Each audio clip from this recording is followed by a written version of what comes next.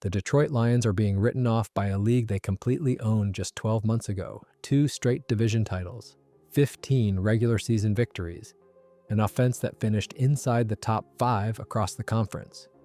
Yet the loudest voices in sports media look at a 9-8 finish and suddenly call them a passing phase. Nobody expected the narrative to flip this fast, but here's what the national broadcast keeps ignoring.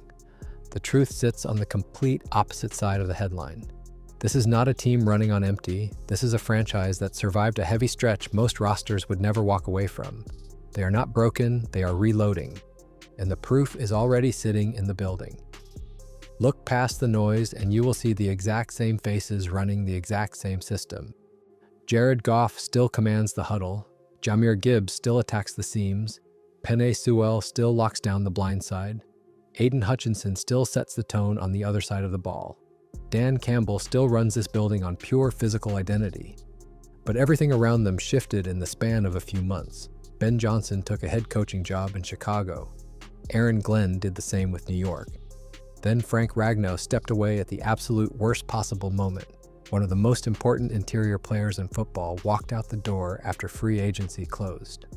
After the draft ended, when the calendar left zero room for a replacement plan, the league thinks that timeline ruined Detroit. They are about to learn it actually cleared the path for a complete system reset. What nobody is talking about is how quickly a franchise recalibrates when the architecture finally makes sense. The worst year is already behind them. The health crisis that flattened the defense is fading into memory. The new voice calling the offense knows exactly how to put the ball in the right places. And the draft is about to hand them the missing piece at a pick most teams would panic over. Detroit is loading up. The first crack in the national narrative starts with a group of players who never stopped working. But to understand why the ceiling just went higher, we need to start with the men who never left the field. The Detroit Lions still have the exact pieces that won 15 games just 1 season ago. Jared Goff remains the steady hand under center, a quarterback who thrives when the system around him clicks. Jahmyr Gibbs still brings that explosive burst through the hole, turning small lanes into big plays. Penei Sewell continues to anchor the right side, a wall who gives the pocket time to breathe. This core never left. The foundation is still poured in concrete, but a core needs the right architecture to shine. Watch Jared Goff with the right play calls and he looks like a different quarterback entirely. Same arm strength, same football mind, same physical tools. The output changes when the design changes. That is not a knock on talent. That is proof that system matters. Dan Campbell knows this. He built a culture where physicality is non-negotiable, where every snap carries weight, where belief is not a slogan but a standard. So why does the national story act like this group vanished? They did not. They are still here, still working, and still hungry. The question is not about talent. It is about timing, about health, about the pieces around them finally aligning. And to see how that alignment starts, we have to look at the storm that almost sank them. A storm nobody adjusted for, a storm that is finally clearing. The Detroit Lions defense last season was not underperforming, it was unavailable. Aiden Hutchinson was still climbing back from that brutal leg fracture. Alex Anzalone missed critical stretches in the middle of the year. Brian Branch battled through nagging issues in the secondary. Kirby Joseph went down with a major injury nobody saw coming. DJ Reader saw limited snaps on the interior.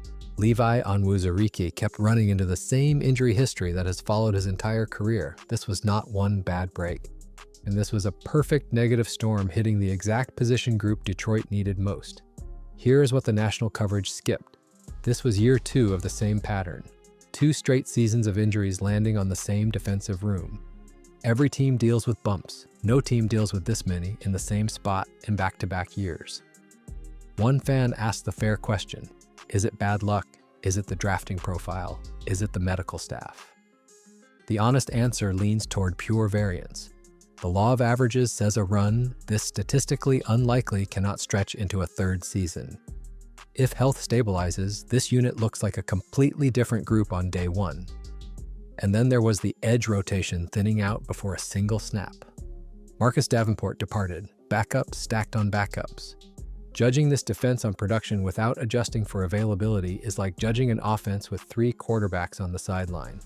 The talent was never the issue, the field count was. Which brings us to the other half of the collapse, a timeline on the offensive line that changed everything. The Detroit Lions offensive line story has a hidden timeline that flips the entire read on last season. Frank Ragnow did not retire in February, he did not walk away in March. He stepped back after free agency had already closed, after the draft was locked, with training camp about to start. One of football's best centers left at the single worst moment for a front office trying to replace him. Chicago lost Drew Dahlman earlier in the cycle with time to plan. Detroit got zero runway. The damage rippled through every spot on the interior. Graham Glasgow slid over to play center. Christian Mahogany, a second-year lineman with minimal rookie snaps, opened the year starting at left guard. Tate Ratledge, a true rookie straight out of Georgia, took the right guard spot from day one. Two brand-new interior starters with a converted center between them. That is not a line built to push the pile. That is a line hanging on every single snap. Week 1 against Green Bay, the run game could not find rhythm. Jahmyr Gibbs finished with numbers so quiet they looked like a mistake. Enter Drew Petzing, the detail-obsessed architect, the workhorse. The grinder coaches and players describe with the same respect executives give the league's top offensive minds. His Arizona menu fits Detroit like a glove. Play action, run-first identity, tight splits, power concepts, the quick game timing that gets the ball out before the pocket breaks down. Every ingredient built for Jared Goff under center, Jahmyr Gibbs in space, and a line that wants to punch first. But that blueprint starts up front, which brings us to the roster's biggest hole and the draft's clearest answer. The Detroit Lions' largest single hole is not at corner. It is not on the edge. It is at left tackle. Walk the projected depth chart and the question marks multiply. Larry Borum penciled in on the blind side, or Penei Sewell sliding over if they roll the dice. Christian Mahogany at left guard, Graham Glasgow or Cade Mays at center, Tate Ratledge, that true rookie from Georgia, holding down right guard. That is a unit with too many unknowns on a team chasing a championship. Fix this spot and the entire offense changes shape. Jared Goff is not a mobile quarterback. Everyone knows that. He needs a clean pocket to do what he does best. Half a second longer in that pocket is the difference between a check down and a completed deep ball. Half a second longer is the difference between a sack and a first down on 3rd and 7.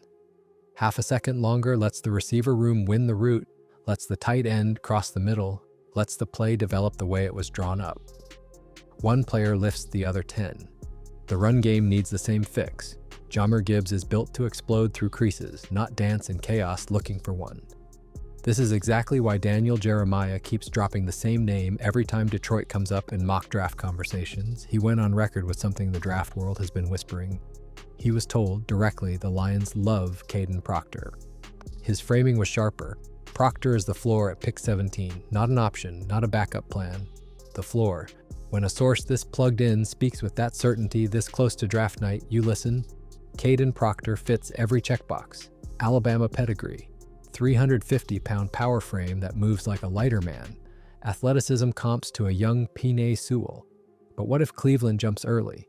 That is where Detroit's information game gets interesting. The Detroit Lions front office has been one of the quietest this pre-draft cycle. Brad Holmes held only 5 to 6 known formal visits total. Caleb Banks on the defensive interior was the one notable name, likely a round 2 target. The rest got funneled into common meetings, heavy on edge rushers and tight ends. When a general manager stays silent, the board is already set. For stack the tier 1 tackles and the picture sharpens. Caden Proctor from Alabama, Monroe Freeling from Georgia, Spencer Fano from Utah, Francis Maui-Goa from BYU.